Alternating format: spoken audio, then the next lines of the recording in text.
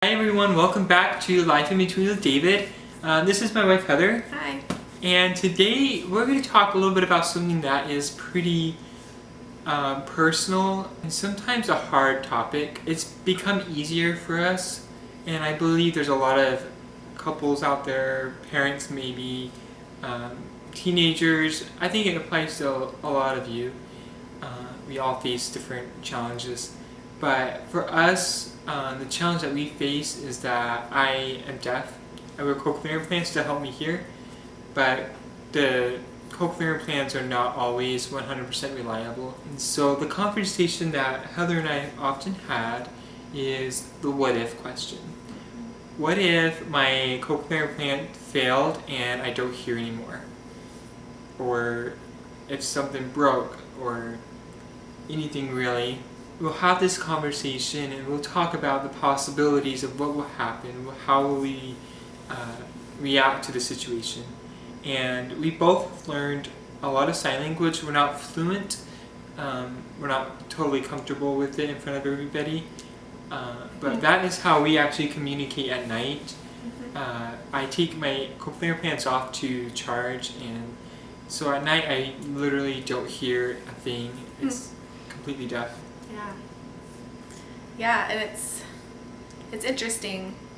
I guess when we were engaged, I didn't really spend a lot of time thinking about the challenges that might arise with him being a cochlear implant user, and then after we got married and kind of like realizing that he can't hear me at all at night, I guess at first it was a little kind of scary, thinking like, if someone breaks into our house, I'm going to be the one that's like getting the baseball bat. There's a lot of things that have taken getting used to, and that were just kind of an adjustment. If I'm in the other room and I say something and I don't hear a response, it's not that he's ignoring me. Sometimes it just means that he couldn't hear me and I need to talk a little louder, or actually go into the room that he's in and say, hey. There's been times where I've had to throw things at him and be like, it's true. I'll sit and be like, hey honey, David, and I'll get louder and louder and he still won't hear me, and so I'll just throw something at him. And then he'll be like, huh? I'll be like, I've been trying to get your attention. And it's kind of funny, actually. Yeah. But it's taken getting used to, and it works. Yeah, and for us, we developed a routine that helps us, and we don't let the miscommunication cause any frustrations, because we understand that there is going to be miscommunication. There is going to be times that I may not fully understand what's going on. She may not fully understand what I'm saying, just my way of thinking. And so we come to accept that, and we compensate, and we work through it. And I think that is a huge blessing for me and for us, is to really have that understanding that there is going to be miscommunication because of the reality that we're in. And another thing that we've been teaching is our boys. We have two little kids, a 2-year-old and 7-month-old, and so trying to teach them that daddy needs these on his ears to be able to hear has been an ongoing process. It's not an easy thing for them to learn right away, but they are slowly understanding the fact that at least our oldest is that when daddy doesn't have these on, he can't hear. And it's funny, the other night I didn't have my cochlear implants on, and I was next to our son while he was in his crib, and he knew that I didn't have my implants on, so he threw something at me to get my attention. And just that moment I realized, okay, he's kind of getting the idea, and so that was a neat thing to see. And just, it will be an ongoing journey, and we're teaching our boys sign language so that way they have some little bit of communication with me when I can't hear, and also as a family I think it's a good thing to have for us. Yeah, and I would definitely want to become more fluent in sign language.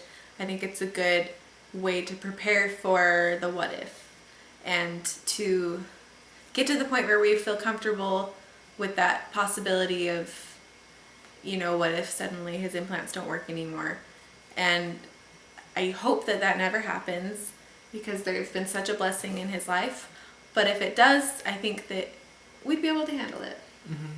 And I want to clarify that we're not living in fear Mm-mm. that this is what could happen, No. but we are living in preparation for, we're wanting to be prepared for whatever comes. We don't want to have our life be full of fear. It's not like I wake up every day thinking, oh, is today going to be the day? It's nothing like that. It's more of, okay, in the back of my mind, there is a possibility. It's just like anything in life, and me losing my hearing again in one day is very, very slim. We don't want to live in fear. Rather, we want to be prepared, and rather than having something happen to us and then we have no foundation to build off of, that is something that we're working is we want to build a foundation to support whatever comes in the future. And same thing goes for, we created a special savings account that is designed specifically for anything that I need to get for my cochlear implants that are parts related, because they are not cheap. They are very expensive and insurance is very iffy. And so that's something that we take into consideration is we have a very specific outline for all that. And so it's a family effort, it's a team effort, and it's also a journey of hope that we try to do every day. I hope that all of you will be able to take a little bit of something from this, but to realize that you don't need to live in fear, but rather we can prepare each day. Whether it be a little bit of something of, I'm going to learn a little bit about sign language this day, or I'm going to learn something about budgeting to help for the future. All of those things are to help prepare for the future rather than living in fear right now. I am grateful for this opportunity that I have to hear, and I will embrace each and every day, and I am grateful for that.